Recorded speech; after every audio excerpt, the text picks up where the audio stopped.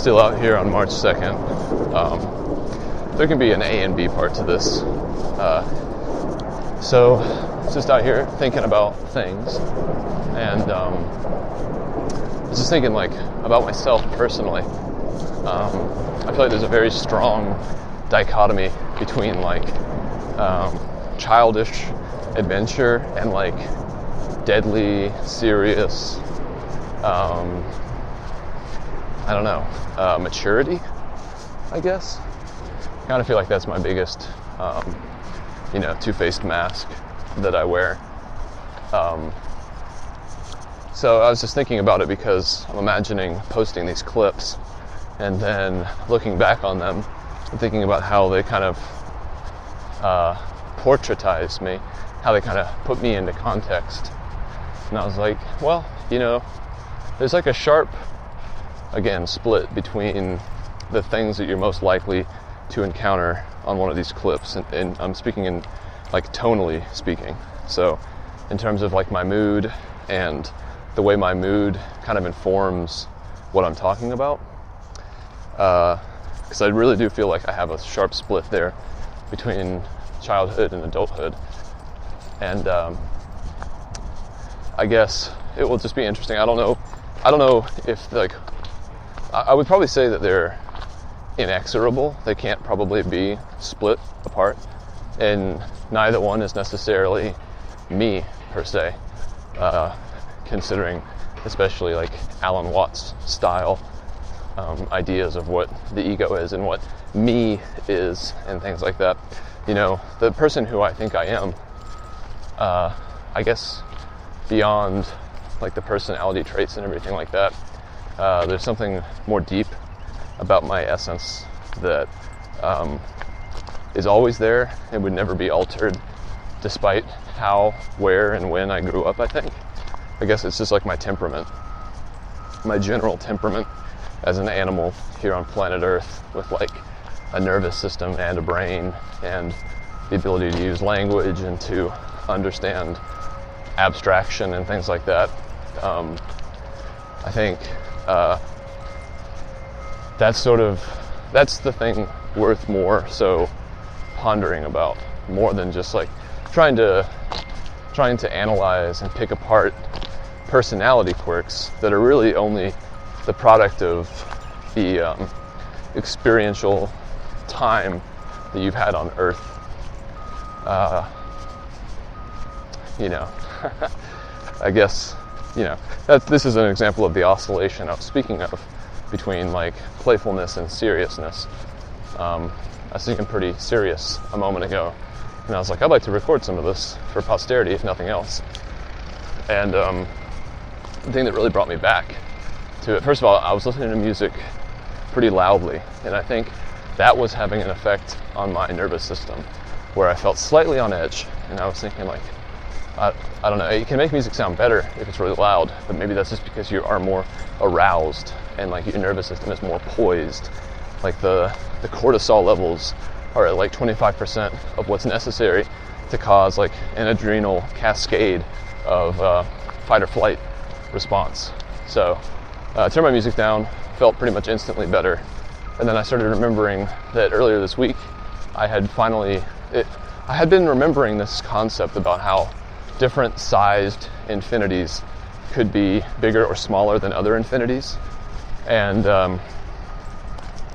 I couldn't exactly remember the example that I had heard in which that concept actually made sense.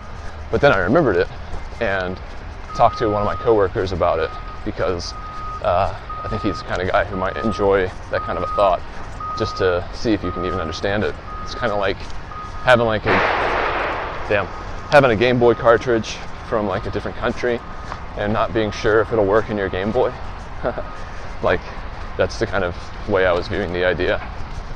So I was like, hey Mikey, do you understand the concept of how some infinities can be bigger or smaller than other infinities? And he was like, no.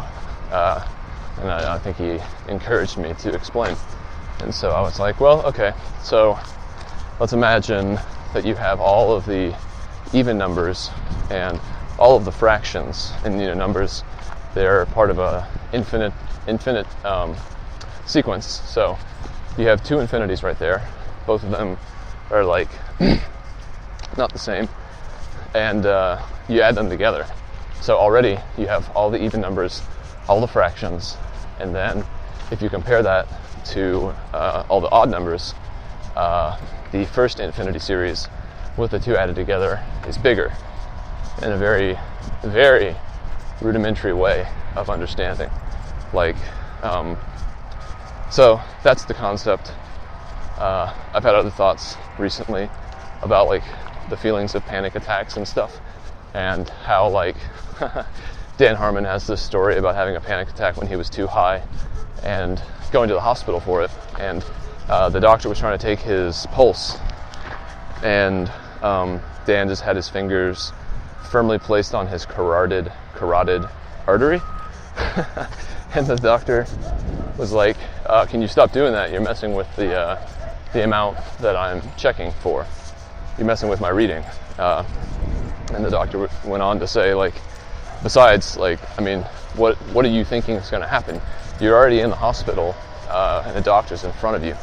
So, like, what are you checking for exactly?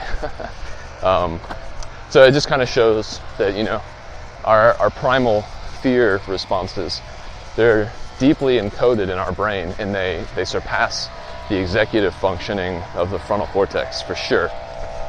And it's really hard to manage them with your mind, because the part of your mind that does the managerial tasks is so relatively new. I mean, if science is correct, to the brain, that it's not necessarily as I guess ubiquitously present throughout the brain, which is to say, or at least the way I'm envisioning it is like okay, here you go. Let's look at a Sega Genesis. So like the Sega Genesis with a game in it and a controller plugged in and all the wires that go to the TV, that's the brain that's existed for the entire time carbon-based life has existed on this planet. So it's had billions and billions of years to develop and basically inform the creatures that were bestowed with it since its creation. I'm gonna take a sip of water real quick. Charlie, you got some water? A little water break, never hurt nobody. Good boy. So now, for those who remember, there was something called a Game Shark, or maybe it wasn't even a Game Shark for, I think Game Shark might have been for Game Boys, but anyway, let's just call it a Game Shark, which was like this little addition thing that you put onto your Sega that could let you cheat in games, so you could like enter codes and basically get different abilities that you wouldn't otherwise have without this thing.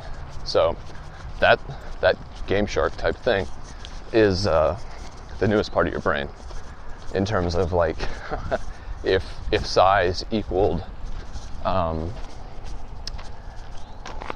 duration of longevity. I think I probably should just stop talking about this. I think I'm going into the weeds. And anyway, I mean, Timothy Leary often said to those who I guess he was taking on LSD trips, like, you have to go out of your head, out of your body. Like, you can't take 250 million years of evolution with you to this new place, this new psychedelic experience, shoal, revelation. Like, I think Aldous Huxley also said that like the psychedelic state was mind at large, meaning like imagine consciousness that you have, and imagine you have no bodily sensations to dictate your thoughts, like they would never play a role. So it's just like it's like the next step of evolution, if guided anthropomorphic evolution will ever be like actually taken up as a thing. I'd imagine quickly we would try to figure out how to liberate consciousness from the body, which might be really fucked up. Consciousness in its purest state kind of depends on the body being there in order to define some of the rules, like empathy and kindness, like a lot of those are extensions of pretty basic brutal violence. And if you didn't have that as like a consequence of actions or words, you might be more prone to do bad stuff because it wouldn't matter how it affected bodily things. So maybe that's the beginning of AI right there. When we figure out how to live forever through like inserting technology into our bodies, it'll eliminate a bunch of uniquely human things that have dictated in the past how we've evolved because of like the necessity to share space and live together. And you can't ultimately escape the consequence of your actions, but if your actions weren't beholden to a corporeal form, then it does seem like you could actually go much further, much more quickly, because you'd be able to do so without any kind of input from your body. So that's that. I think we're crossing over Metropolitan now. Let's see. Yeah. So, been out here for almost an hour. Check behind us. No one coming. No one in front. Good to go. Well, don't really feel like I have anything else to say. So, until next time. Bye.